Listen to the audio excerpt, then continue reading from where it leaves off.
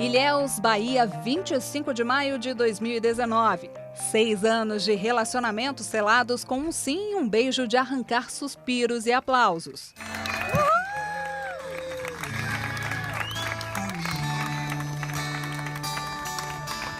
Só que esse final feliz da Ludmilla e do Lucas quase termina de outro jeito.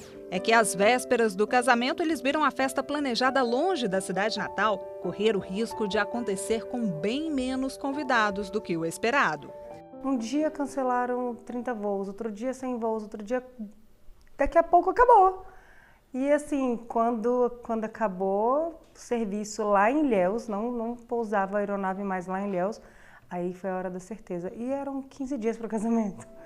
A data importante para o casal era também um período difícil para uma das maiores companhias aéreas do país.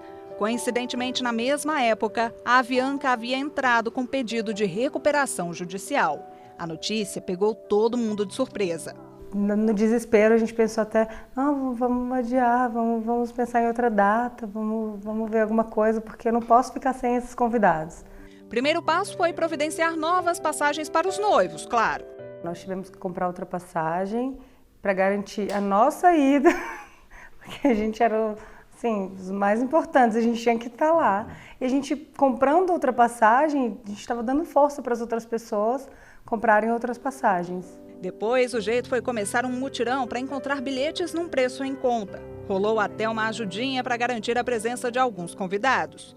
A gente teve que dar uma força, né, assim, não necessariamente bancar, mas pagar e, né, ajudar de uma forma que a pessoa possa parcelar e pagar, parcelado pra gente, porque realmente dificultou para todo mundo, né, o pessoal pagou caro numa passagem, não tinha certeza de reembolso, e quando foi ver os preços em cima da hora já estava 1.200, 1.300, né, tipo o dobro do preço.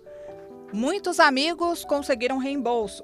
É isso, inclusive, o que prevê a Resolução 400 da Agência Nacional de Aviação Civil. Sobre o cancelamento do voo ou interrupção do serviço, o artigo 21 diz que o transportador deve oferecer alternativas ao passageiro, tais quais reacomodação, ressarcimento ou execução do serviço por outra modalidade de transporte. Na falta de um voo direto, teve gente que se virou e foi de ônibus mesmo, de Brasília para o litoral baiano. Só que para 20 convidados ficou inviável, em cima da hora, pagar a mais para viajar. Dificultou bastante, né? Foi com emoção. A gente ficou com muito medo de perder pessoas importantes. Ao mesmo tempo que tinha uma esperança de que ia rolar a passagem, tinha um medo de não rolar, e esse medo foi só aumentando, a esperança diminuindo. O casamento sempre sai muito caro, né? É um investimento, né? Para uma festa, para um momento, e assim, faltar as pessoas mais importantes é complicado, né?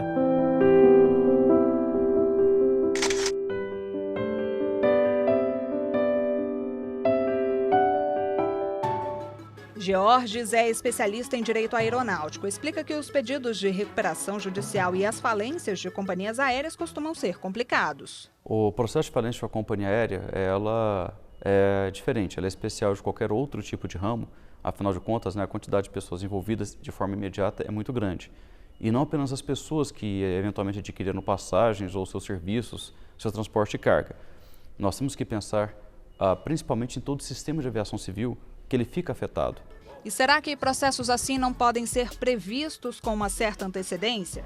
Apesar da ANAC, da Agência Nacional de Aviação Civil, ter uma superintendência de regulação econômica, apesar das empresas aéreas sempre terem que passar todos esses dados, né, toda a sua movimentação financeira para a agência, o número de passageiros que atendeu, o volume de passagens que foram vendidos, etc. e tal, o tratamento que se dá ao dinheiro, obviamente, isso daí fica por conta da empresa.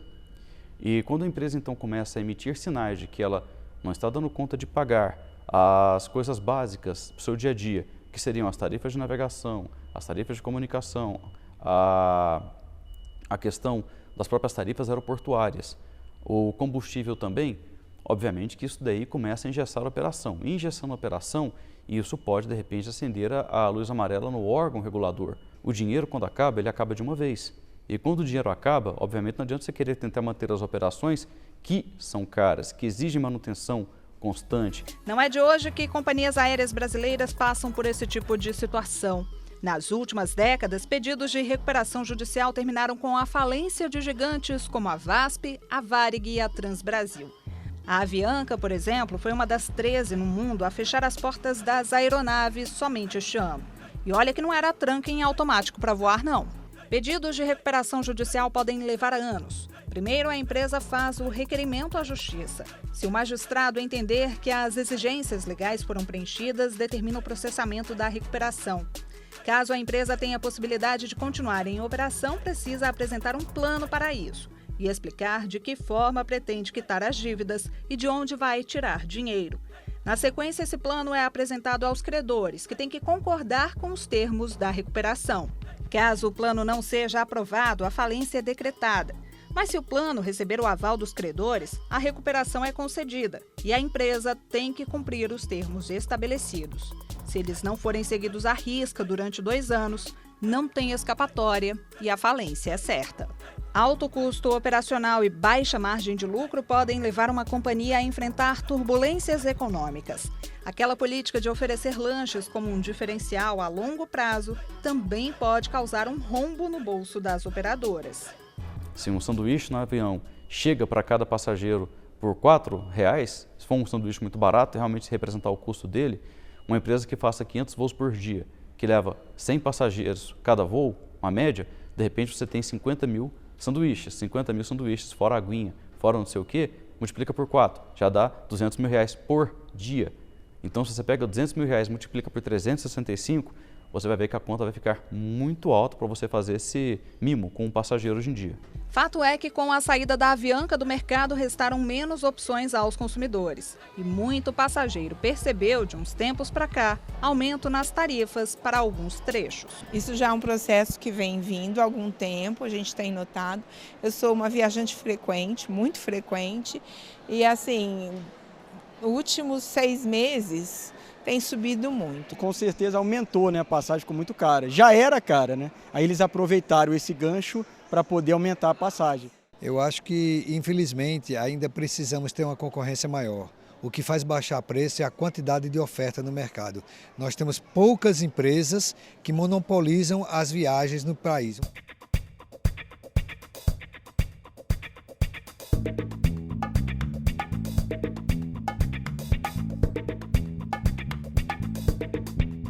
Os cliques foram tirados mundo afora, 31 anos e muita bagagem quando o assunto é voo internacional.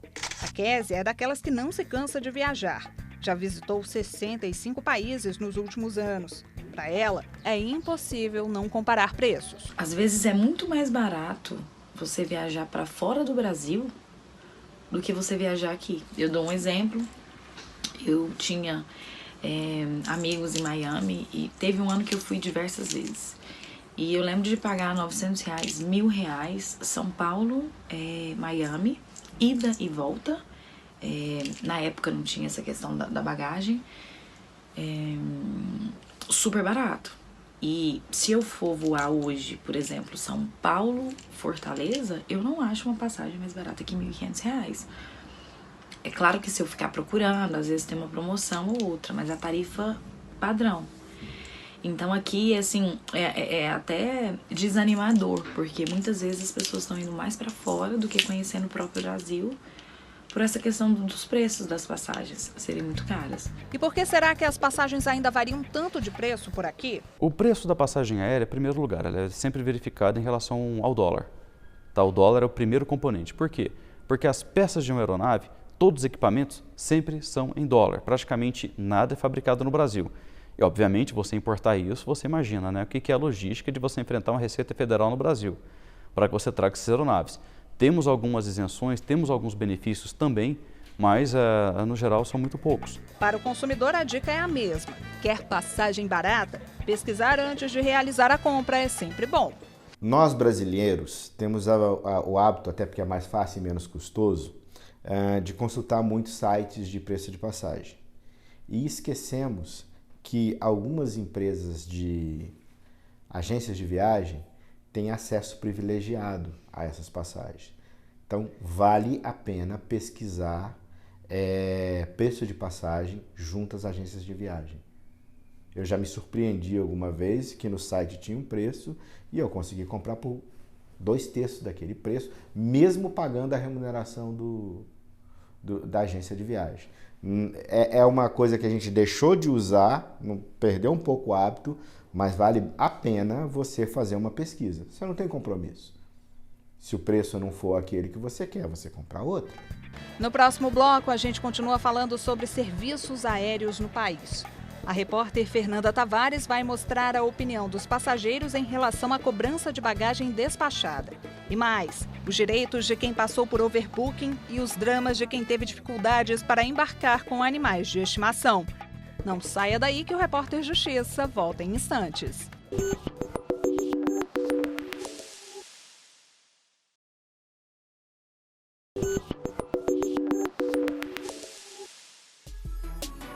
Você acompanhou no primeiro bloco do Repórter Justiça como funciona o processo de recuperação judicial de companhias aéreas com dificuldades financeiras. Também viu a história de quem foi prejudicado pelo cancelamento de voos. Agora, vamos conversar sobre bagagens e viagens com pets.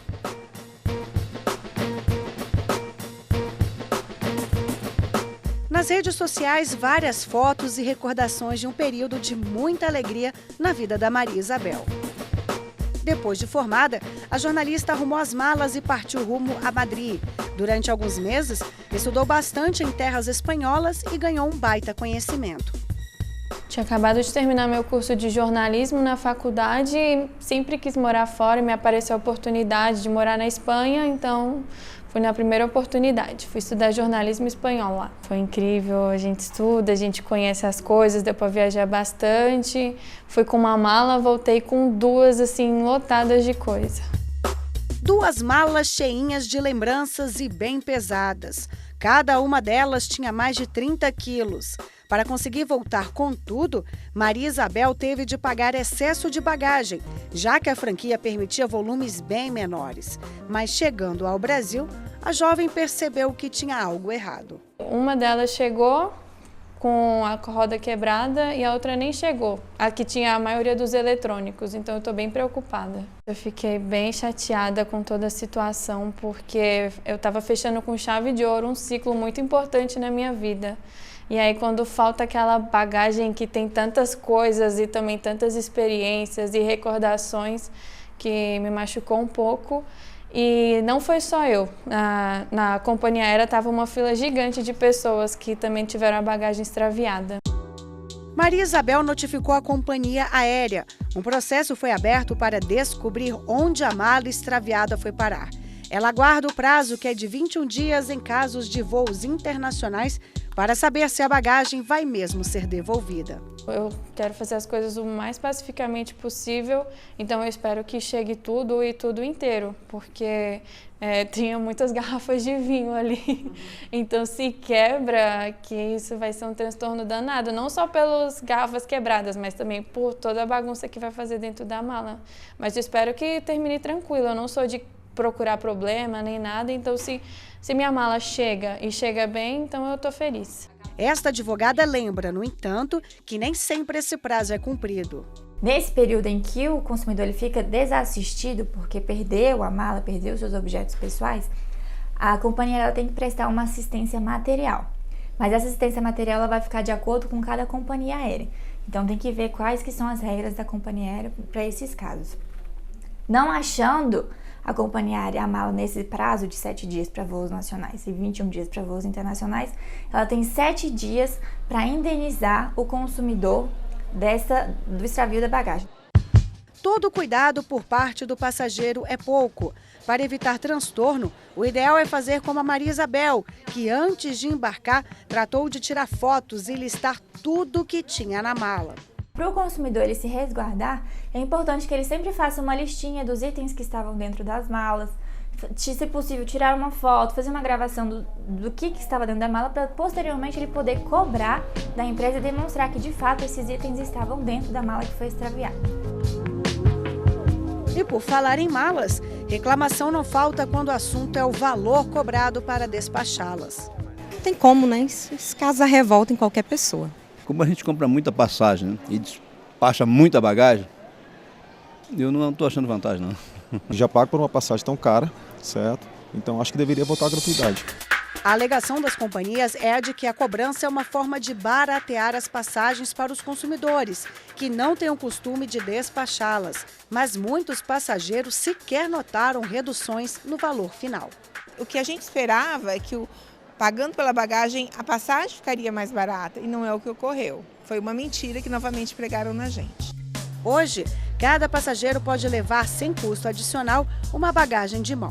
Ela tem que estar dentro dos padrões exigidos pela empresa aérea e não pode ter mais de 10 quilos. Passou disso, é preciso desembolsar pelo menos R$ 80, valor que varia de companhia para companhia e permite o despacho de um volume de até 23 quilos. Quem contrata o serviço com antecedência pelo site, aplicativo ou via central telefônica paga um pouco menos.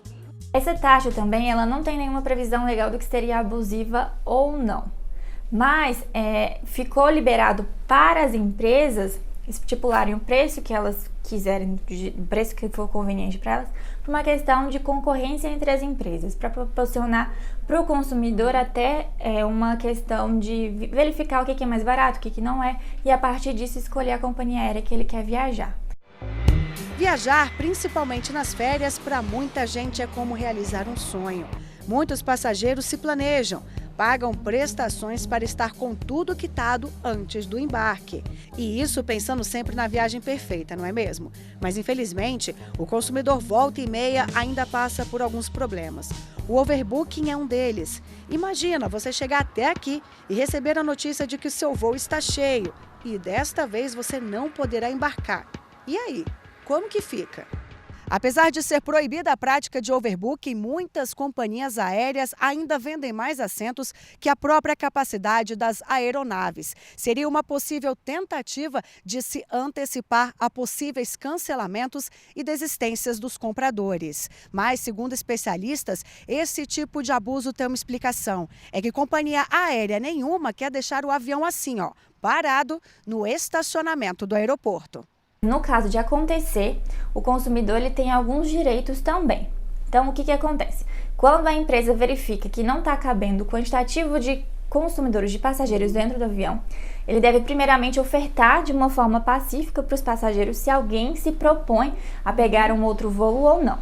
E se o consumidor aceitar, ele é ainda ofertado para ele alguns benefícios, como milhas, algum dinheiro, alguma alimentação, alguma coisa diferenciada, porque ele se ofereceu aí em outro voo, em alguma outra situação.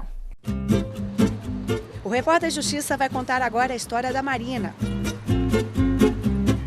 A professora tem 2 cachorrinhas que esbanjam charme, a Belinha e a Maresia. Viajar sem elas, nem pensar.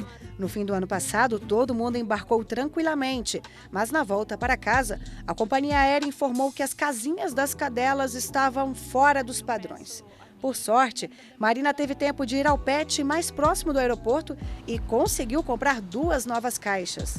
Ainda bem que deu tempo, mas, por exemplo, eu deixei a casinha no aeroporto, porque para eu trazer a casinha de volta, eu ia ter que despachar, eu ia ter que pagar pelo despacho dessa casinha vazia, que não pesa nem 1,5 kg, entendeu? Então, passei esse incômodo. Tudo que eles pedem, você leva, você leva a carteira de saúde do animal, a autorização do veterinário, né? Que tudo isso gera um custo, não é só o custo da passagem, porque você tem que manter o animal vacinado, você tem que manter o animal limpo, né, saudável, e você ainda chega lá, ainda passa por tudo isso? Não é justo. Já a Nádia, mãe do Frederico Antônio, nunca teve problemas nas viagens com o bichinho de estimação. Ela faz um checklist, casinha nos padrões das companhias, cartão de vacinação e preenche todos os formulários. Eu não viajaria se ele tivesse que ser despachado. De forma alguma eu poderia viajar. Ele é muito ruim para ser despachado, o cãozinho, porque ele em cima ele fica calminho, ele fica bonzinho, ele fica no pé, a gente põe a caminha no pé e ele fica bem tranquilo. Para viajar com o pet pelo Brasil, o dono deve desembolsar R$ 200. mas esse valor pode chegar a $250 quando o trecho é internacional. Vale muito a pena, principalmente porque ele já tem mais idade, ele já é um senhor, já tem 10 anos. Então agora ele está diabético, eu não teria coragem de deixar, entendeu? Então assim, ele vem e vai porque ele tem que caminhar, toma remedinho, então é melhor vir mesmo. Vale a pena pelos R$200, vale a pena. Não é uma coisa que faça a gente separar do nosso pet, né? A gente faz uma pausa e volta em instantes. No próximo bloco, nossa equipe vai falar sobre assistência especial em voos domésticos e internacionais e mostrar como é permissão para que menores de 16 anos viajem. Não saia daí, é daqui a pouco no Repórter Justiça.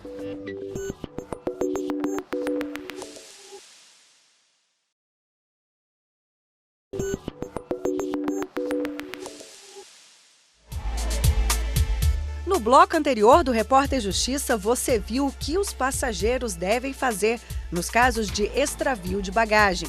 Além disso, mostramos os procedimentos para viajar sem problemas com o pet na cabine do avião. Agora é a vez de falarmos sobre o embarque de menores de idade. A Júlia e a Luísa são filhas do Sérgio. As adolescentes passaram as férias na casa da avó no Rio de Janeiro. Para embarcar desacompanhadas, precisaram de autorização. O trâmite foi simples e rápido. Levei a certidão de nascimento delas, a original. A pessoa pegou os dados, preencheu ali e já na mesma hora me deu a autorização para elas viajarem. Me deu 2 vias. Elas precisaram levar só uma, me informaram que o documento não ficava retido, era apenas, elas só precisavam mostrar a autorização no momento do embarque e me disse que não poderia esquecer de forma nenhuma também a identidade, que sem a carteira de identidade elas não poderiam embarcar. A Alessandra também veio do Rio. Em Brasília vai curtir uns dias com a família. Aproveitou e trouxe a sobrinha, Sofia, de 9 anos.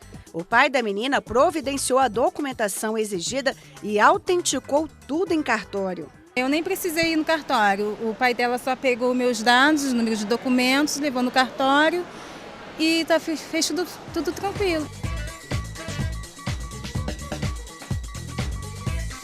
Jovens entre 16 e 18 anos incompletos podem viajar sozinhos desde que apresentem um documento de identificação. Este ano, a idade mínima para que eles possam viajar sem autorização dos pais mudou. Menores de 16 anos só embarcam sem os responsáveis com autorização da Vara da Infância e da Juventude. Qual o objetivo da lei? Foi reduzir ou eliminar por completo o número de crianças e adolescentes desaparecidos, no Brasil. Essa lei, ela muda o Estatuto da Criança e do Adolescente no que diz respeito a viagens nacionais. As viagens internacionais continuam a mesma coisa, ou seja, a criança e o adolescente entre 0 e 18 anos tem que ter autorização de ambos os pais para sair do país. O documento deve conter os dados da criança, do responsável legal e também da pessoa que vai recebê-la no aeroporto de destino. Além disso, informações da viagem como a data, o horário, companhia aérea e número do voo são essenciais. Os documentos são sempre os documentos de identificação, uma certidão de nascimento, uma carteira de identidade e a autorização do pai ou do responsável ou do suprimento judicial para você poder embarcar aquela criança desacompanhada ou de um dos genitores ou de ambos os genitores, dependendo se for viagem nacional ou internacional. Nacional, de um dos genitores. Internacional, de ambos os genitores. E mais, crianças entre 5 e 12 anos precisam do serviço de menor desacompanhado. A contratação é obrigatória. Isso significa que, durante o voo, o menor vai ser supervisionado por um funcionário da companhia aérea, que fica com ele do check-in ao momento da entrega ao responsável que estará no destino. Para isso, há cobrança de taxas que variam por trecho. outros serviços também são disponibilizados aos passageiros. No momento da compra da passagem, o consumidor deve avisar a companhia aérea sobre possíveis necessidades especiais. Esse comunicado também pode ser feito até 48 horas antes do embarque. Mas se o pedido for de oxigênio, por exemplo, esse aviso deve ser feito até 72 horas antes do voo. Podem pedir esse tipo de assistência os passageiros com deficiência, pessoas acima dos 60 anos, gestantes, lactantes e quem tem criança de colo e os que possuem mobilidade reduzida. Tem algumas que as passagens estão lá atrás, eles colocam à frente para facilitar o embarque e o desembarque com eles, para não atrapalhar o voo, para não atrasar. O acompanhante aqui vai me levar para o avião até lá no embarque, né? Depois, então, para lá eu não preciso mais de acompanhante em Salvador. Aí não vou nem solicitar, porque meu filho está por lá, né? Ficou com alguma dúvida? No site da ANAC você confere essa e outras regras para viajar de forma segura. O Repórter Justiça de hoje fica por aqui. Você pode rever esse e outros programas no nosso canal no YouTube, TV Justiça Oficial. Visite também a nossa página na internet, é tvjustiça.jus.br. Quer enviar uma sugestão de reportagem? Então anote aí o e-mail, é reporterjustiça@stf.jus.br. Obrigada pela companhia, até a próxima e tchau.